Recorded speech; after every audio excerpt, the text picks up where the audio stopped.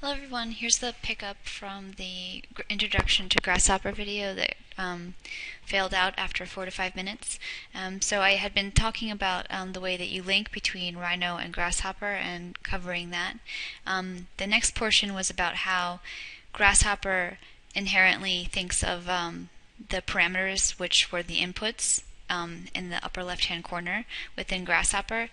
This is important because when you're trying to allocate information within your definition, you need to know how it's thinking of the geometries that you have built in Rhino if you're referencing them in, or if you need to use them with some kind of link within your definition, you need to know what kind of dimensional geometry it would be and where it would be going to within your definition.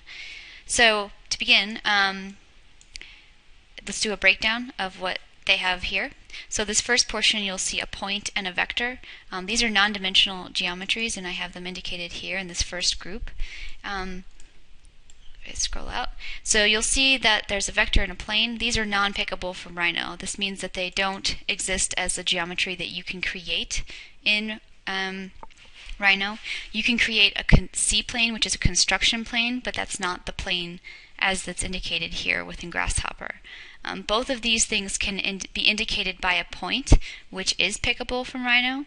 However, the vector and the plane don't necessarily indicate a point, so that's why this is one grouping of the non-pickable objects, but then they're in a larger family that's associated with the point, because all of this information can be detracted from that one-point geometry. So just to show you, if we pull a vector here and you try to say set one vector, it's going to have you pick the dimensionality of it in Rhino and not associate it with some kind of vector as we had shown before. So now that I have that, if I select the vector, you can't see. If we pull up the panel, though, you'll be able to see that information. So now it's registering at this x, y, z for that vector. Now if we go into plane and do the same,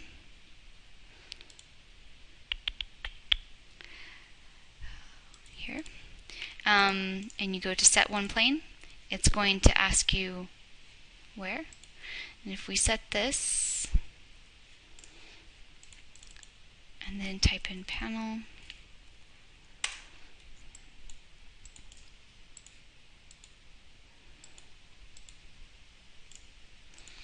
you will see the same kind of conditions of an x and a y that are indicating that plane, or the O and Z as they have it called here. So this is just the attributes of the vectors and the planes within this first category. With the point, which I covered before, you can either set one point and indicate it within Grasshopper so that it will exist in Rhino. However, if you delete this component, it will delete it in Rhino. And then also, if you put a geometry from Rhino in, you can also equally set it in Grasshopper. So now this is indicated here. If I delete this component will stay, but it just won't have that information. So that's this first group of geometries. The second group of two-dimensional geometries is more of your line commands. So you have the circle, the line, the rectangle, and the arc. All of these can be picked from Grasshopper, but not from Rhino. You can indicate a curve. However, this curve is not the same as the curve that you can pull up on your canvas, or circle. Excuse me, I should not say curve. So if I say set one circle, it's not going to allow me to pick this because it's only developable from the Grasshopper space. So then if I set one circle, it's going to give me this, but it's only existent in the Grasshopper space. The same with all of these other ones as well. But all of these can be considered curves, just as these two could be considered point. So if you do indicate the circle as we just had, you could link this into curve command and it would still be the same. So if we do a panel just to see how it's thinking, you're going to get one circular curve, whereas if we put it into here, you're going to get the reference for that circle that we had applied from within Grasshopper. Both of these are bakeable, so they can both become real in Rhino, as you can see now. However, it's just be aware that this first batch can only be picked from within Grasshopper, and then this can be referenced from Rhino within Grasshopper. So then this for the third dimensional family, where we are talking about solids and surfaces and polysurfaces, we have the box and the twisted box, and then we also have our surface. The box and twisted box are both geometries that can only be selected from within Grasshopper, same with the other cases. However, the surface, as you know, you can indicate within Rhino and then link it to Grasshopper. So this is the larger, or the buildable or pickable geometry for this third dimensional family. However, all of these can be considered BREPs, which is boundary representation, representational objects. If we go to here, you can see a better definition for this. It includes all surfaces and polysurfaces in Rhino, and generally anything that falls for some reason in between. It's kind of a catch-all. Just in case you have developed something that is neither of these, you can put it into the BREP geometry. And then the last family down here is the mesh, which is different than all of these because these are all developed from NURBS and NURB surfaces. This develops a surface out of a series of points that have a normal to them, to that face. They're not developed as NURBS, so they're not a line to create the geometry. And then within all of these, there's the more global family organizer called geometry. So in case you have something that somehow falls outside of these families, you can always place a geometry component onto your canvas and use that to reference whatever it is you're trying to bring in from your workspace. So with that said, then the way that you link these components together is by three ways. You have a component that you can call up on your canvas either by typing it in, by double-clicking on your Grasshopper canvas, or going up into your tabs and then using one of the pull-down methods. Remember, this is your inputs, and then these are all of your actions and components that can receive or act as actions. So if we pull up our 4-point surface, you're going to see an example for this. All of these along the left-hand side are inputs. This is the output of that, and then this is the title and name of that component. This little box up here tells you what's going on inside of it, and it's the status report. So in the example from the Grasshopper primer, you're going to see there's going to be an A, B, C breakdown of the component, which is the same as I had just described to you. If we go in closer, though, however, and hover over the individual letters, you can start to see what they are and what they're asking for. This upper left-hand part of the component is asking for a point, and it's calling it corner A. So it wants a 1-point parameter to be fed into this so that it can create that surface. If you ever are lost within a component and don't know what to do, if you generally hover over the inputs, it'll tell you here basically the type of icon or component it's looking for and the information it's looking for. Then it'll list it out, and then it'll also tell you what's going on and what's being fed inside of it. And then the same with the outputs. It'll tell you what's going on there as well. So you can see here,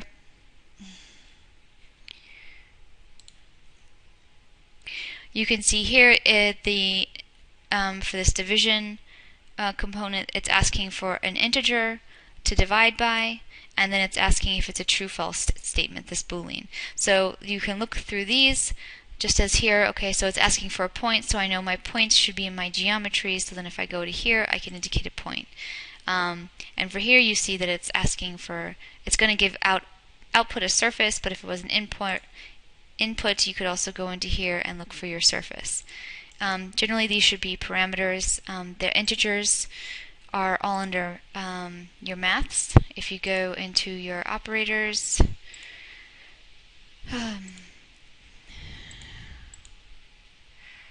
No, it's under your primitives. So here you can input a component and give it a certain number if you would like. So all of these things are within the parameters tab, which is great. So picking up from there, the next thing is what the colors mean. Orange means that it's missing information. Black means that it's generally the preview is off. Gray means that the preview is on, and red means that there's an error. Even if though there is an error, sometimes this indication will allow it to work in the definition. It will not function past a certain point if you were looking for certain information. So for here, you can tell that if we hover over the message box, it's saying that there's no data collected within our input parameters, therefore it is yellow. If we hover over to some other ones that I've created, you'll see that this is a happy component, it's gray, and that you can see what's going on. There's no issue there. And then I'll put a point to my canvas, just at one point. So I have this point set here. If I want to, you can see that this green means that it's selected. I have clicked it in Grasshopper, so therefore it is green within my workspace in Rhino. If I click off, it'll be red. That just means that it's linked to information in Grasshopper. And if you click this and then middle mouse button push down, you can put enable preview, and then this will also hide that point. But as I have this point clicked and set into this parameter, I would also need to hide this one in order for it just to see the geometries that are in Rhino. This still means that it's linked, it's just not previewed, so therefore you can't see it. To see it again, middle mouse button push down and enable preview. So then this next portion is about the wires and the lists that they represent. A dashed wire means that there's a list of information within a list, so that it's compounded information. A double wire means that it's one list with more than one element, and a single wire means that it's one list with one element. To show you what this means, so if we take a curve and we reference it in,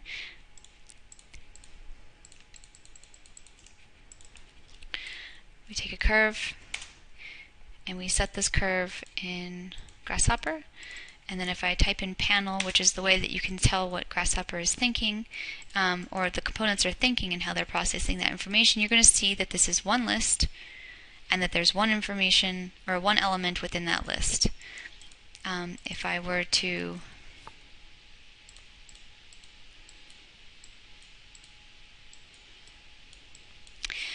take this curve and divide it into a series of points, you're going to see that the double wire will appear, and then this means that there's more than one element within that list. And if I want to do a list within a list,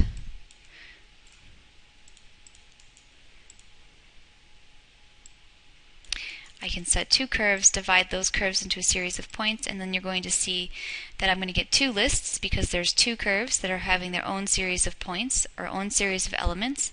So it's a list within a list, so therefore I have a dashed wire. So we're going to stop here, and hopefully that covered the basics that we were missing from that first tutorial.